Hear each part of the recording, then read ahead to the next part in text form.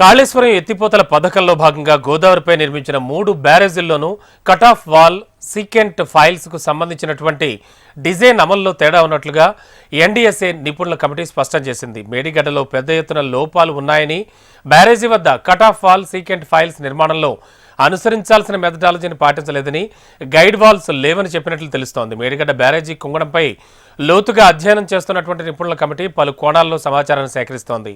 Annaram బ్యారేజీలో raft కిందనే secant files ఉంటే Medigadda బ్యారేజీలో రాఫ్ట్కు secant ఫైల్స్కు మధ్య 1 మీటర్ తేడా ఉందని, దీనికి కారణం ఏంటని ఇంజనీర్లను ప్రశ్నించినట్లు తెలిసింది.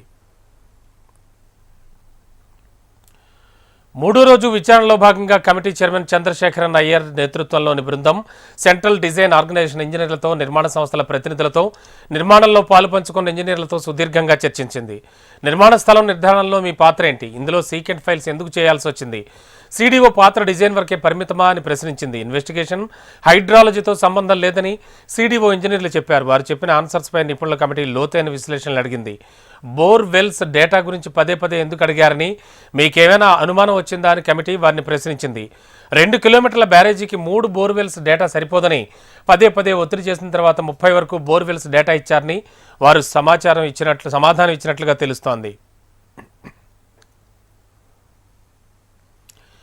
ఎన్డీఎస్ఏ నిపుణుల బృందం మరిన్ని ప్రశ్నలతో అధికారులను ఉక్కిరిబిక్కిరి చేసింది. 2017 ఫిబ్రవరిలో డీపీఆర్కు కేంద్ర జల సంఘం ఆమోదం తెలిపితే 2016లోనే కాంట్రాక్టర్తో ఒప్పందం చేసుకున్నారని, అసలు ఇదెలా సాధ్యమైందని కమిటీ ఇంజనీర్లను అడిగింది.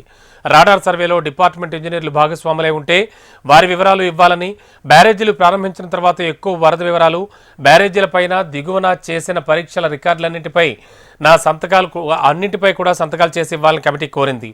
మేడిగడ్డ బ్యారేజీలో డీపీఆర్లో పేర్కొన్న దానికన్నా క్వాంటిటీస్ ఎందుకు పెరిగాయని అడిగినట్లుగా తెలిసింది. చంద్రశేఖర్ అయ్యర్ కమిటీ నిన్న vigilance and enforcement director general Rajiv రతన్తో భేటీ అయింది.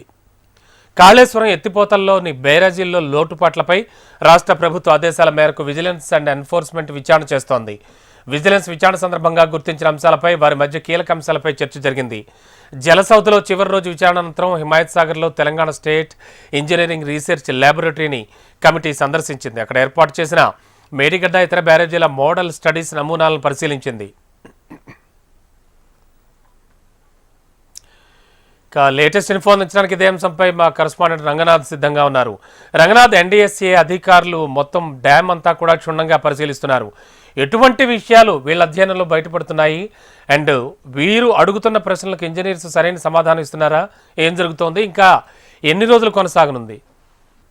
ఎన్డీఎస్ఏ బృందం చంద్రశేఖర్ అయ్యర్ నిపుణుల కమిటీ చైర్మన్ చంద్రశేఖర్ అయ్యర్ నేతృత్వంలోని ఎన్డీఎస్ఏ నిపుణుల కమిటీ ఆల్రెడీ కాళేశ్వరం ప్రాజెక్టులోని మేడిగడ్డ, అన్నారం, సుందిళ్ల బ్యారేజీలని పరిశీలించింది. ఇప్పటికీ 2 సార్లు పరిశీలించింది. ఆ తర్వాత నిన్న గత 3 రోజులుగా తెలంగాణలోనే నిపుణులతో సమావేశమైంది. ఆ తర్వాత అధికారులతో సమావేశమైంది. బ్యారేజీలో ఇన్వాల్వ్ అయిన ఇంజనీరింగ్ సెక్షన్స్ తో కూడా సమావేశమైంది. ప్రధానంగా బ్యారేజ్ కు సంబంధించినంత వరకు జాతీయ dam safety authority, state safety అథారిటీతో సమావేశమైంది. ఇందులో ప్రధానంగా చాలా క్వశ్చన్స్ రేజ్ చేసినట్టు కూడా తెలుస్తుంది.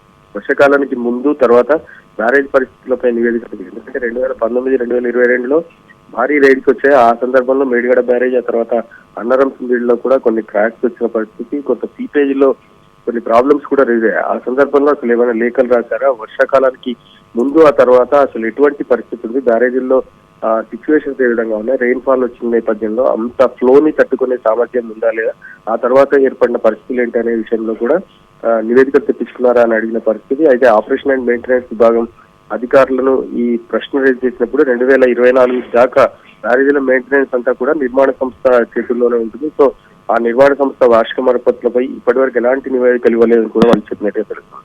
ప్రధానంగా 2017లో ఒప్పందం జరిగితే 2016లోనే ఎందుకు, 2017లో ఒక అగ్రిమెంట్ జరిగే సందర్భంలో 2016లోనే ఎందుకు అగ్రిమెంట్ చేసుకోవడం, అంటే ముందస్తుగా అగ్రిమెంట్ చేసుకోవడం వెనుక కారణాలు ఏంటి? యాక్చువల్గా నిర్మాణం జరుగుతున్నప్పుడు అసలు ఎటువంటి పరిస్థితులు ఉన్నాయి, ప్రధానంగా క్షేత్రస్థాయిలో ఎటువంటి సిచ్యువేషన్స్ ఉన్నాయని కూడా అప్పుడు విధుల్లో ఉన్న అధికారులను ఎన్డీఎస్ఏ విచారించింది.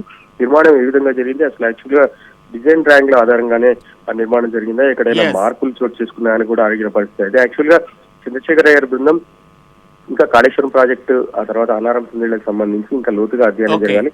మరిన్ని పరిశీలన జరిగిన తర్వాత పూర్తి నివేదిక ఇచ్చే అవకాశం ఉందని కూడా చెప్పినట్టు తెలుస్తాం. Thank you.